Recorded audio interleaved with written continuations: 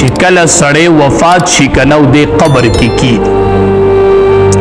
او د سره کله حساب کتاب شروع کیږي او د کې ژوند راشي نو دې چې وګوري نو په د وخت د مازدیګري هر ټیم چې تاسو مړی ښخ کړئ دې چې قبر کې وګوري نو په د به وخت د مازدیګر ټیم وي د انور به داسې مخامخ شي داسې حال کې به لکه د انور چې پریوځي په داسې حالت کې به دته دا ټیم مخې ته شي دې چې د مانځه عادت وي که نه منځونه اهتمام یې کړی دی به وایي ما پرېږدئ زه مونځ کوم زما نه د مونځ وخت ما پرېږدئ زه مونځ کوم هغه د انور غایب کېږي نو چې سړي مستقل د مازدیګر مونځ په کرکټ کې پرېښودی ده ته پته لګي چې دا زما پرېږدئ زه د مازدیګر مونځ ما ته پته شته نه د مازدیګر مونځ په ژوند کې کړی نه نو څه به وایي چې ما پرېږدئ زه مونځ دی چې وګوري نو دی به وایي ما پرېږدئ زه مونځ کوم هغه د نور رانه غایب کېږي نور رانه غایب کېږي علما وایي چې په ده به ولې وخت د مازدیګر وي لکه د مازدیګر دا وخت ده ته ولې مخې ته شي علما وایي دې وجه دا ده که نه چې کله مسافر سړی په لاره روان او سفر کوي چې دی وګوري چې د انور د پریوتو شي یا دا وخت د مازدیګر شي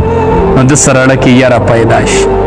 مسافر ډېر پریشان شي یره وایي شپه به کم ځای تېر شپه را روانه ده شپه به کم ځای تېر مسافر ته دا ټیم ډېر ګران پریوځي چې ماښام شي نو دم یو سفر کړی دی د یو عالم نه بل نوي عالم ته تللی دی نوی خلق دی نوی ځای دی حقه د مازدیګر ټیم پې راغی چې څه به اوس کېږي نو دنیا کې چې په سړي د مازدیګر ټیم راشي او مسافر یو د شپې ځای نه نو څه حالي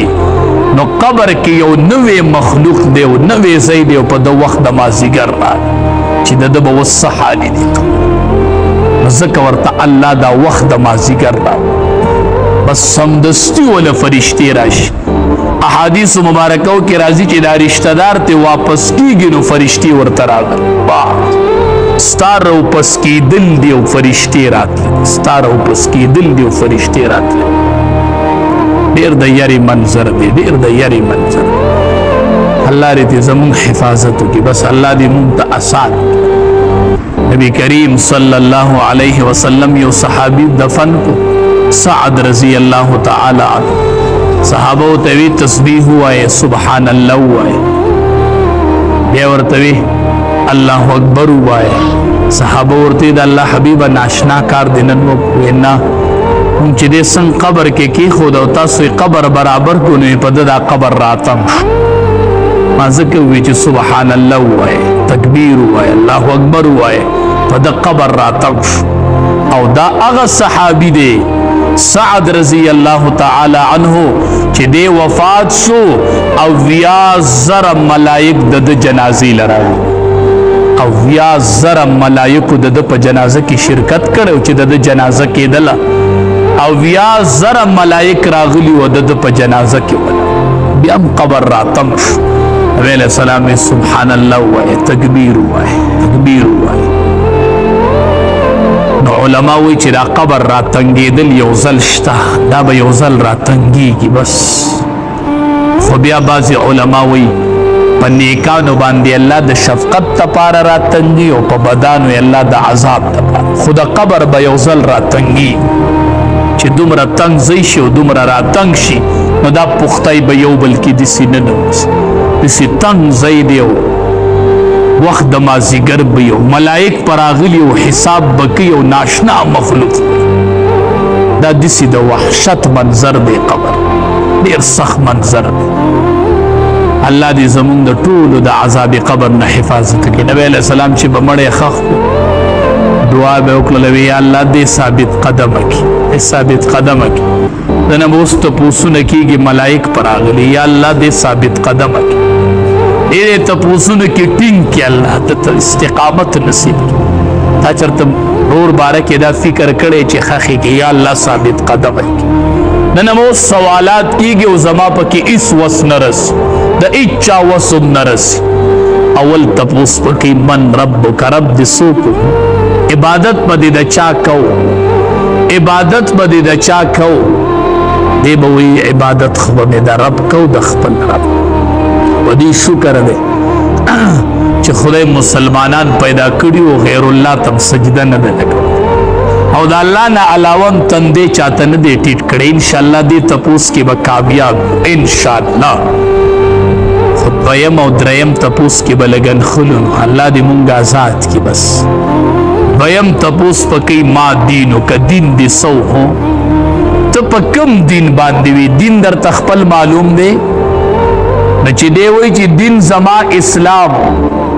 ای بچی وجود ته دی وګوره په اسلام برابر دی وګوره وجود وګوره ته برابر دی نو چې ته ځان ته وګورې نو ستا وجود به برابر وي چې په ګیره کې تا ډیزن کړی که نه او ته ځان ته چې ما دین که دین دې سو یا خدایا څه جواب به خدای له ورکوو په دغه ځای کې به جواب څه ورکوو چې د دین باره کې تپوس وشي او مونږ په ګیره کې ډیزن کړی وی به چې دا د چا دین و هم ته ځان ته وګوره دا دین د چا و دا ته په کوم دین وي دا تا ته کوم شریعت ښودلی و دا د کوم پیغمبر سنت و ته وګوره ځان ته برابر یې په کوم دین باندې مړ وي په کوم دین به پاسې نو دا کوم دین دی چې مونږ ګیره کې ډیزن وکړو د 1,24,000 پیغمبرانو سنت دی او مونږ پکې مذاق اړو کو چې د قبر کې تپوسو کې چې ما دین که دین دې سو شکل صورت برابر دی په دین نن مونږ ټولې د اغیارو طریقې راغستې دي او د نبی کریم صلی الله علیه وسلم ښکلي سنت هم پرېښودي بل تپوس وکوي ما دا تقول فی حق هذا الرجل دې سړي باره کې څه وایي نبی کریم صلی الله علیه وسلم ورته وی د باره کې څه وایي ته به ووایي چې دا زما پیغمبر دی چې ګیره په مخ نه او به وایي چې ګیره نه څنګه به وایي چې دا زما پیغمبر دی څنګه به وایي چې دا زما پیغمبر دی ډېر ګران تپوس په نښتې به وي او نبی علیه السلام به وي یا الله ثابت قدمې کې یا الله ثابت قدمې کې یا الله ثابت قدم کې التبوی وګوره دا د پیغمبر و او شکل صورت برابر و نه شکل خو نه دی برابر چې د قبر کې بس جواب د الله د رضا لپاره په دې مخونو ښکلي اوږدې ګیرې راپرېږدي اوږدې ګیرې سوال درته کوم منت درته کوم د ګیره چې د موټي نه کم وي که نه دا ګیره نه ده په دې دوکه کېږه مه چې ما ګیره پرېښودې د یو پیغمبر ګیره هم داسې نه وه تا ته وایي ته د کوم پیغمبر په دین وي د کوم پیغمبر دین و نو د الله د رضا دپاره موږ هسې ګیرې پرېښودې دي خو چې لږ یې اوږدي موټي ته یې راورسو نبی علیه السلام به وي خالف المشرکین د مشرکینو مخالفت کوئ ښه امتیانو وی څنګه یې کوو وی اوفر اللحا وحف الشوارب بریتان کټ کوي او ګیرې اوږدې کوي دا د یهودو مخالفت دا د یهودو مخالفت یو سړی ګیره خرئی او بل سړی ګیره کنچی کوي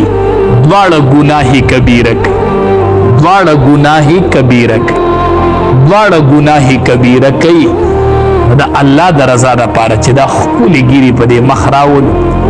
نو که تپوسو کې چې ما دینو که نو په دین د اسلام بالکل وجود برابر دی دا زما پیغمبر دی نبی کریم صلی الله علیه وسلم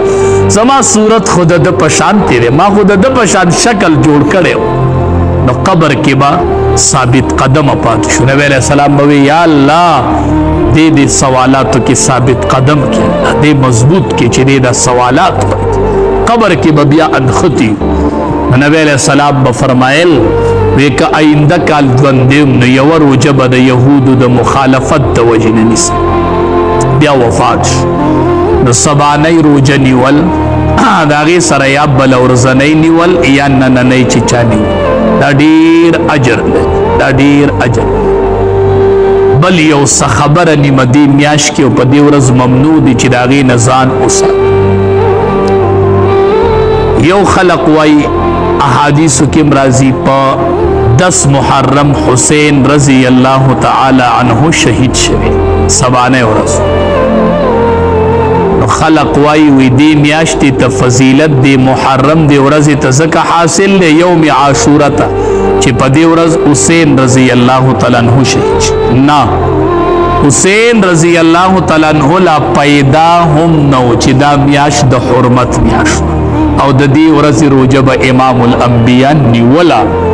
چې دا خبره ذهن کې چې دا د حسین رضی الله تعالی عنہ فضیلت شو چې هغه په دې ورځ شهید شو په دې ورځ شهید شو نو دې میاشت